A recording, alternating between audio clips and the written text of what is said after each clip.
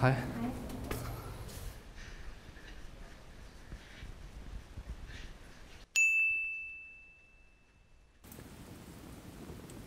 Bare lige sige, at det der slips der, det vil vi ikke have. Det passer slet ikke herinde. Få det af, jeg har noget tøj til dig, du kan få på i stedet for. Den her. På med den. En helt almindelig dag på Børsen starter med, at man møder ind 8:30. Så går redaktørerne ned og holder møde, hvor de får efterkritik på dagens avis. Derefter der mødes hele avisen hernede ved rundt bord og får efterkritik af enten Anders eller nyhedschefen Jørgen på hele avisen. Og så går redaktørerne i gang med at planlægge morgendagens avis.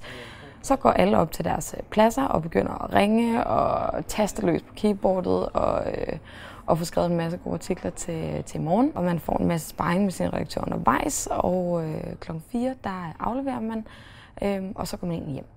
Det fedeste ved at være i praktik på Børsen er, at det er en meget ung arbejdsplads. Det er virkelig et levende bevis på, at erhvervsjournalistik ikke behøver at være tørt og kedeligt, og at det ikke er gamle mænd i jakkesæt, der sidder og skriver.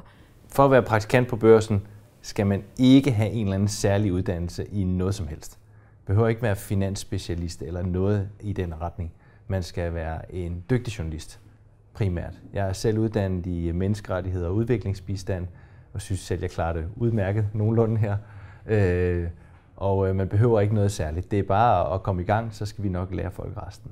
På Børsen der fylder praktikanter rigtig meget. For det første, fordi vi har mange praktikanter. Det er et stort praktiksted. For det andet, fordi at vi godt kan lide det, som praktikanterne kommer med. Altså nye input, nye måder at lave det på, nye formater, også nye platforme, som vi er rigtig glade for.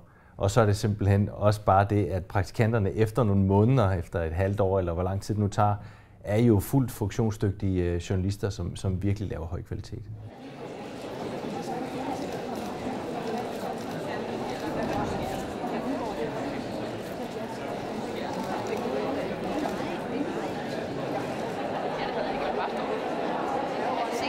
Det er en rigtig, rigtig sjov mulighed at få. Der er mange folk, der måske altid godt kunne tænke sig at være på Christiansborg, men måske ikke kommer det. Så det er rigtig fedt, at man kan få det prøvet af.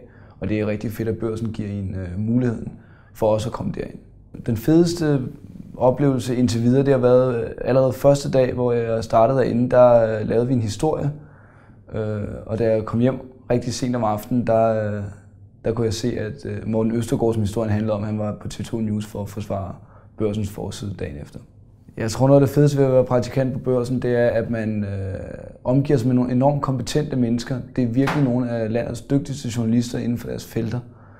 Og det gør, at man virkelig kan spare og få råd og feedback af nogle af de allerdygtigste, og det synes jeg er virkelig et privilegium.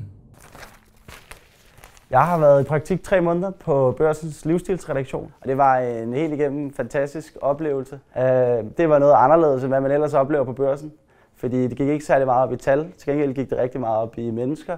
Jeg fik også mulighed for at komme ud og rejse flere gange. Jeg var en tur i Schweiz, jeg var en tur i Madrid.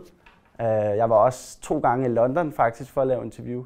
Og så skal jeg bare sige, at vi glæder os til at se jer til åbent hus her hos os torsdag den 10. april kl. 10.